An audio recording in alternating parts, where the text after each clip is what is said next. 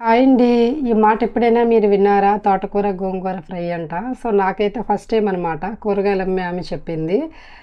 తోటకూర, గోంగూర ఫ్రై ఏంటి నాకు తెలిసి తోటకూర వేపుడు అంటారు. లేదంటే గోంగూర పచ్చడి చేస్తారు గానీ, తోటకూర, గోంగూర కలిపి దాన్ని పుల్లగూర అంటారు ఏంది? అసలు అది ఎలా చేయాలి? ఏంటనేది ఆమెనైతే అడిగాను. సో, ఆమె చెప్పిందనమాట ప్రాసెస్సు. దాన్ని పూర్వకాలం పద్ధతిలో ఎట్లా చేసుకునేవారమ్మా, ఒకసారి చేసుకొని తినండి. మీకు టేస్ట్ అయితే నచ్చిద్ది అనేసని చెప్పింది.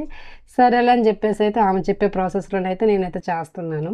ఫస్ట్ అయితే తోటకూర, గోంగూర అయితే మంచిగా అయితే వాష్ చేసుకొని అయితే పక్కన పెట్టుకున్నాను. ఇంకా కర్రీ ప్రాసెస్‌కొచ్చేసరికైతే నేనింకా ఇందులో అయితే కర్రీ చేయబోతున్నాను కాబట్టి ఫస్ట్ అయితే పచ్చిమిర్చి అయితే బాగా వేయించుకున్నాను. ఒక 3 స్పూన్ల దాకా అయితే ఆయిల్ వేసుకొని. ఇంక తర్వాతయితే ఇంక టమాటాలు కూడా మంచిగా కట్ చేసుకొనైతే వేసేసుకున్నానండి. దీంట్లో ఎట్లాంటి కారము, పసుపు అసలు ఏమి కూడా వాడలేదు. ఓన్లీ పచ్చిమిర్చి, టమాటా, సాల్ట్, కొద్దిగా చింతపండయితే వేశాను. టేస్ట్ అయితే చాలా బావుంది. ఇంకైతే వేగుతున్నాయి కదా! ఇంకా తోటకూరైతే వేస్తున్నాననమాట ఫస్టయితే.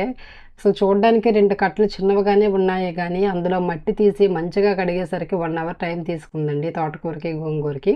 ఇప్పుడు వేసినప్పుడు కూడా ఎంతో నిండిపోయినట్టు అనిపిస్తది. తీరా ఒక పావుగంట తర్వాత చూస్తే అసలు అందులో కూర కూడా కనిపియదు. అంత తక్కువనమాట. సో, నాకు ఈ కూరకైతే రూ. 20 అయితే పడిందనమాట. కట్టొచ్చి రూ. 7 లెక్క. సో, ఇంకా ఆమె అయితే ఇంకో కట్ట తీసుకోమ్మా బావుంటదని అనింది గోంగూర. కానీ ఎందుకోలే నాకు తెలియడమే కొత్త ఇలాంటి ప్రాసెస్‌లో చేస్తారా? అసల వాళ్ళు చెప్పడం ఏంది? నేను చేయడం ఏందని ఏందో ఒక ట్రైల్ అయితే వేశాననమాట. ఫస్ట్ టైమ్ కదా! మనం కూడా ఒకసారి చేస్తే చూద్దాం.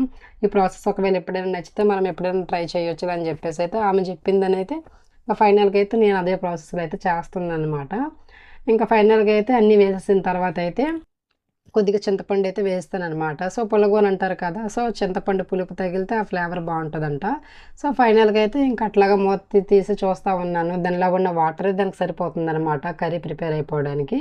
ఇంకా ఫైనల్‌గా అడుగంటిద్దేమో అని చెప్పేసి కొద్దిగా అయితే వెంటనే కిందకి దించేసైతే దాన్నయితే పప్పుగుత్తితో బాగా స్మాష్ చేసేసుకున్నాను.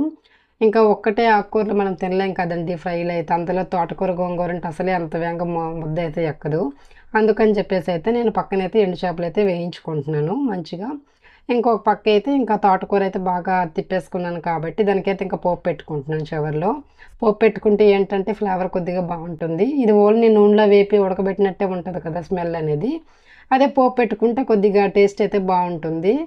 సో, అదనమాట ఫైనల్‌గా అయితే. కర్రీ రెసిపీ అయితే చాలా బావుంది. సో, వినడమే కొత్తగాలాగా అనిపించింది తోటకూర, గోంగూర ఫ్రై అనేది. ఇంక తినేటప్పుడు కూడా అసలు గోంగూర ఫ్లేవర్ అనేదే తగలలేదు. ఓన్లీ తోటకూర ఫ్రై తిన్నట్టే అనిపించిందనమాట. కాకపోతే ఆ పూర్వకాలం పద్ధతులు ఎట్లా చేసుకునేవారేమో, సో, అట్లా టేస్ట్ అయితే వచ్చింది నాకైతే. చాలా బావుందండి. మీరు గనక ఫస్ట్ టైమ్ మన ఛానల్‌లో చూసినట్లయితే తప్పకుండా అయితే మన ఛానల్‌ని సబ్స్క్రైబ్ చేసుకోండి ఫ్రెండ్స్. అలాగే ఎవరైనా కొత్తగా రెసిపీ చేయాలనుకుంటే తప్పకుండా